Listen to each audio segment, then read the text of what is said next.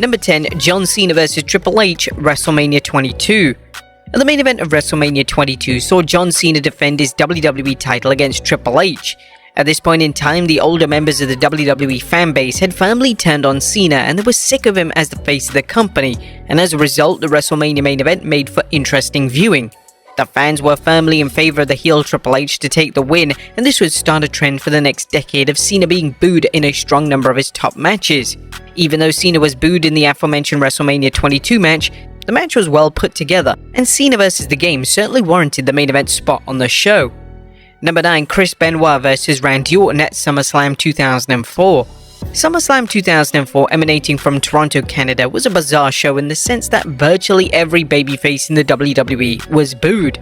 Names such as Edge, Eugene, and The Undertaker were booed, and it was as if the Canadian fans were trying to cause as much controversy as humanly possible. The crowd responses continued into the main event as Chris Benoit defended the world title against Randy Orton. In a shocking turn of events, Orton would be heavily cheered for the first time in his career, and when he pinned Benoit to win his first world title, he received a decent reaction from the audience. It wasn't clear if the fans in attendance were disappointed in Benoit's world title reign, so they wanted a new champion, or they were ready to see Orton turn babyface, which would formally happen on Raw the next night. Number 8, Randy Orton vs Triple H, Royal Rumble 2005. Speaking of Randy Orton, his 2004-2005 face turn was a total disaster. Orton was uncomfortable in the role and his promos and character work came across as disingenuous. When Orton challenged former mentor Triple H for the world title at the 2005 Royal Rumble, Orton's failure as a babyface character came full circle. The crowd firmly sided with Triple H in the match, and this was a wake-up call that WWE badly needed. It was after this matchup that WWE decided that Orton needed to revert back to his villainous persona. Orton would turn heel on the road to WrestleMania 21 and enter into an epic feud with the illustrious Undertaker. Orton would be so good and so convincing in his role as a heel that he would remain a heel for the next 5 years. Number 7, The Rock vs Goldberg, Backlash 2003.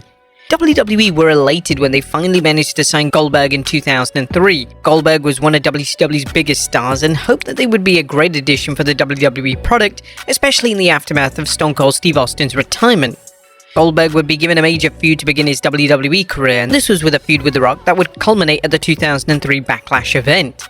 Around this time, The Rock was using his Hollywood Rock persona, which some fans claim is the greatest version of The Rock to ever appear on WWE programming. The reactions to Goldberg in the Backlash match started strong, but The Rock's antics as a heel were so incredibly entertaining and funny that the crowd began to cheer for him and boo Goldberg.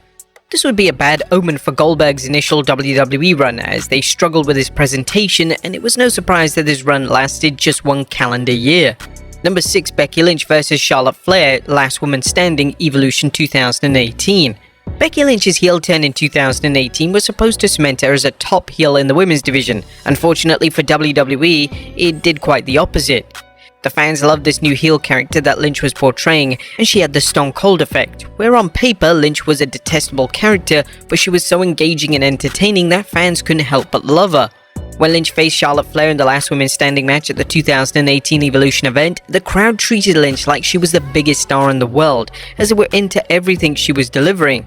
Flair was booed throughout the match, which could have been distracting for the multi-time women's champion, but she somehow managed to make it work, and the dynamic enhanced the matchup.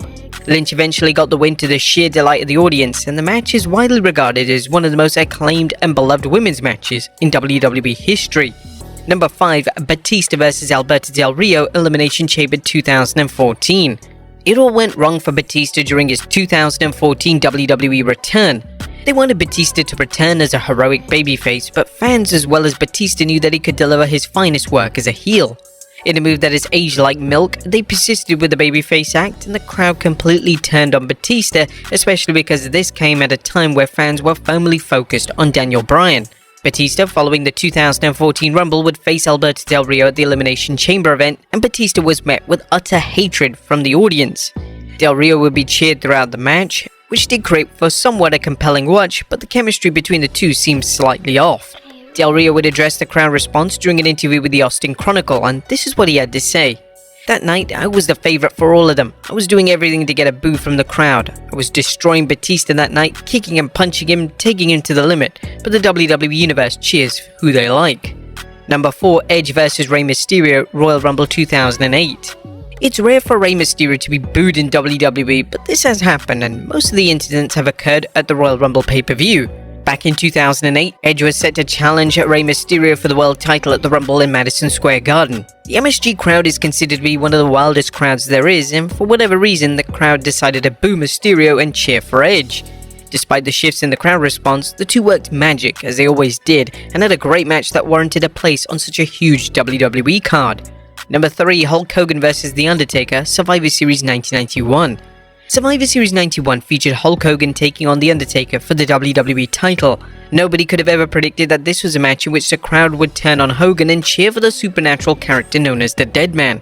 The Undertaker's persona had managed to connect with the audience, and they were ready to see him as a top star in the company. The Dead Man's offense was cheered, whilst Hogan's repetitive yet over offense was met with loud boos. According to the Dead Man during an interview with Yahoo Sports, the crowd response threw him off, as he would never expect the crowd to side with him.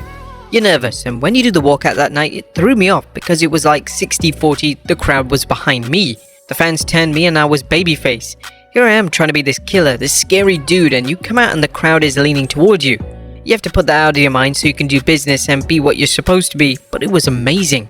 Number 2, Brock Lesnar vs. Roman Reigns, WrestleMania 31. For 80% of Roman Reigns' babyface run in WWE, he was heavily booed throughout his matches and segments, and this extended to numerous WrestleMania events, including his very first. For Reigns' first WrestleMania event, he challenged Brock Lesnar for the WWE World title, and naturally he was heavily booed, and Lesnar was cheered every time he would take Reigns to Suplex City. Although the crowd response wasn't what WWE wanted, the match was well received, and it's considered to be one of Reigns' strongest WrestleMania events. This is of course the match which sees Seth Rollins cash in his Money in the Bank briefcase, creating one of the most memorable and celebrated moments imaginable. And number 1, Seth Rollins vs. The Fiend, Hell in a Cell.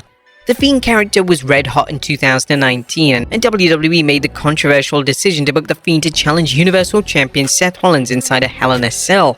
This created problems as they weren't ready to commit to the Fiend World title reign, and they didn't want their top babyface on Raw losing the title. Due to both characters being insanely over in their own right, the collision inside Hell in a Cell resulted in the crowd turning on the incredibly popular Rollins in favor of the sinister entity known as The Fiend. The match did so much damage to both characters, and it ended in a no contest, which shattered the legacy of the once prestigious Hell in a Cell concept. The fallout from the match was so bad that they were forced to put the title on The Fiend in a rematch, and they were forced to completely cancel all creative plans for Rollins and implement a heel turn. During an interview with TalkSport, Rollins talked about the impact of the match, and he would state that it was dead in the water following it. At the end of the day, there's no real nice way of putting it. I was dead in the water after Hell in a Cell, and a lot of that was nothing that I could control. I was left out there as a bit of a scapegoat in that situation, and there was nothing I could do about it, but it was one that I had to face the scrutiny. And really no one cared about me at that point in time, or about how I was feeling, or about how I really went into that moment, that night, and everything that went along with it. No one cared about Seth Rollins and how it affected me or how I was involved in any shape or form, so the writing was on the wall at that point. It was time to hunker down and make some changes, and some of those are tough lessons to learn.